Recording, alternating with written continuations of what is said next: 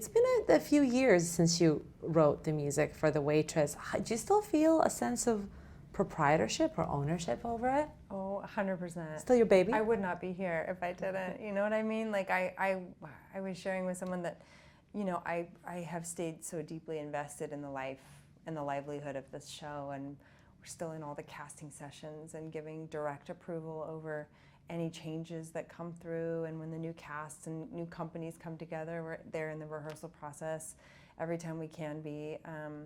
It's a living, breathing organism that is very much a part of my everyday life. What was it like to be in a little more collaborative space, where I understand Diane Paulus was weighing in, obviously, on what worked and what didn't? Yeah. Something about writing that opening number, 195 times or something. What was that like? How did that appeal to you? I mean, it was an adjustment for sure, but I got some great advice from a friend who had written a musical early on, and she said, you know, don't be precious and share early and share often. That was one of the greatest gifts of Waitress to me as a person and as an artist, is that it reinvigorated my belief in and my love for collaboration.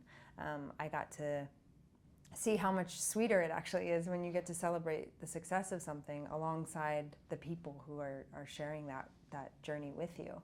So I've actually taken that with me on my new record and had a more collaborative process with making that music, and all of that just feels like, oh, life is better when you share it.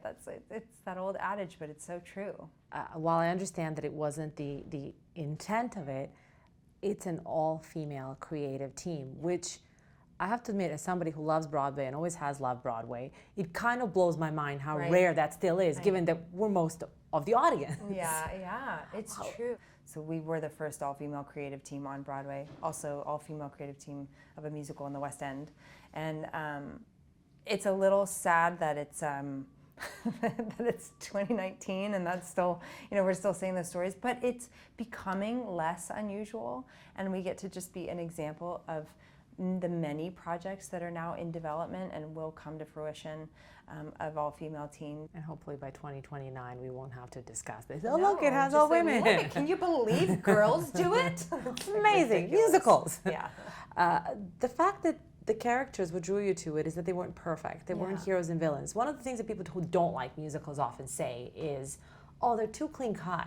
And this musical isn't it. No, this musical is all about the messiness of life. I mean, you know, it is a format that doesn't always appeal to everyone, because there is a sweetness inherently sort of baked in, you know, to use a cliche, a baking cliche. But there is, you know, a sweetness to musical theater that can happen. It's like comfort food in the sense that it is, it's emotional and it's funny and it's about relationships and relatable things, but it's not two-dimensional. These are good people making bad decisions and having to live with that and sort of do what they can to sort of find themselves again inside their lives. So it's dark subject matter, kind of like, it looks like a very sweet poster, and it's about, you know, domestic abuse and infidelity, but it's also about joy and companionship and community and friendship and the love of a mother. The stories of new musicals have had such a renaissance in the last few years, so energized by obviously Hamilton, but obviously Waitress and Come From Away on a Canadian side here.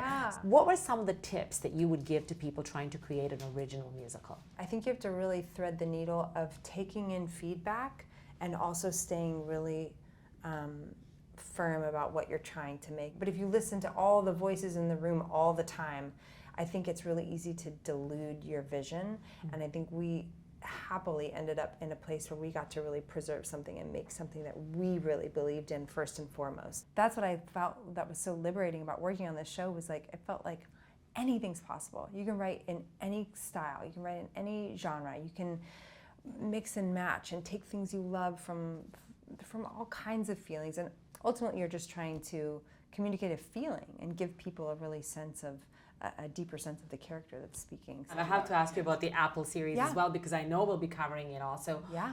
Little Voice, it's named after your debut album. Exactly. What's it about? Little Voice is about a young songwriter who's sort of at the precipice of the first moments of real magnitude in her career, and she's a young artist, and I'm writing all the original material for her. We're shooting this summer. It's, you know, an overused term, but it is a coming-of-age story. It's watching someone at that really delicate time in their life where people are telling you you're an adult, and you're not there yet internally, and it's a really kind of messy moment for her in particular. And she's lovable, and she's funny, and she's imperfect, and, you know, not so unlike Jenna.